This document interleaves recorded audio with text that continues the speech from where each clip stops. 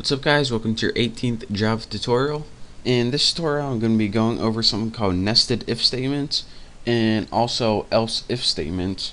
So I gave you guys a quick heads up on what an if and else statement was in a couple tutorials ago, but I'm going to give you a refresher real quick in case you forgot, and then I'm going to be getting into some more stuff that we're going to be needing later. So go ahead and make an integer. You can have it whatever you want. I'm going to name mine age and set it equal to something like, actually set it equal to 60. Next, let me remind you guys what if statement does. What if statement does is it tests a condition, and if that condition is true, so age is less than 50, it does a certain thing. So let's say if age was less than 50, which is not, we want you to print out on the screen. Let's make sure I got this typed right before I go any farther. If age is less than 50, then you're pretty young, so you are young. So it allows you to make a decision if a condition is true. And we also went over the else, and what this does is it gives it alternative unless that condition is false. So let's copy that because we're lazy, and let's put you are old. And let's go ahead and see what this does right here. It outputs on the screen you are old. So what this did, real quick, I'm not going to get in detail because I told you later, it looked at this variable called age and tested if it was less than 50. If it was going to print this, you are young. But it wasn't, so it printed this. And again, this is how you can give Java a way of making many choices or just one choice in this condition. But what I wanted to talk to you guys about in this tutorial is not the simple if-else statement. It's something called a nested if-else statement or a nested if statement. And what it is this. Instead of just having one action if it's true or one action if it's false, say if it was false, you wanted it to perform another decision. Well, actually what you can do is take this entire if-else statement and plug it in one of these things right here. So say the age is 60 right here.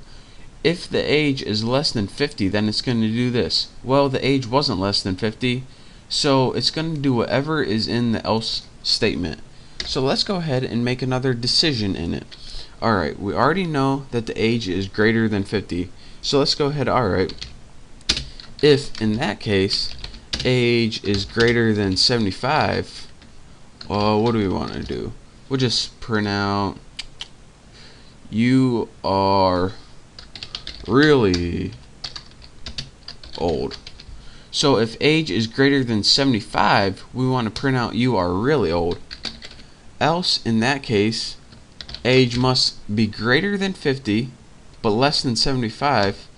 What are we going to print out? We'll print out something nice for him. Don't worry, you aren't really that old, with a bunch of typos because that's what they wanted.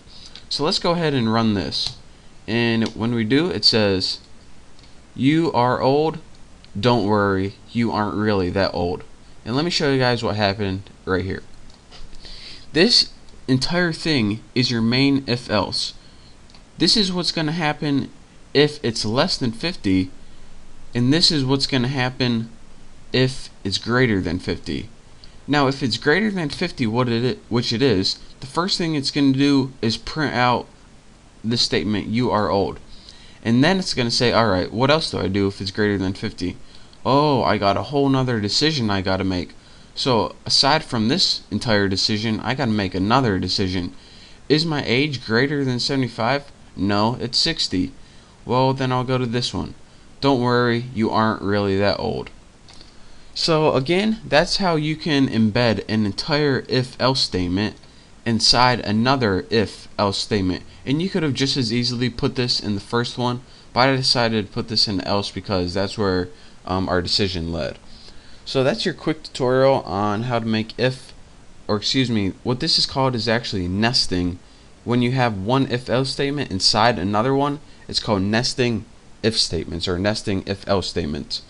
So that's your quick tutorial on how to do that. In the next tutorial, I'm going to show you guys how to use something called else if. So make sure to subscribe. I'm looking forward to it, and I'll see you then.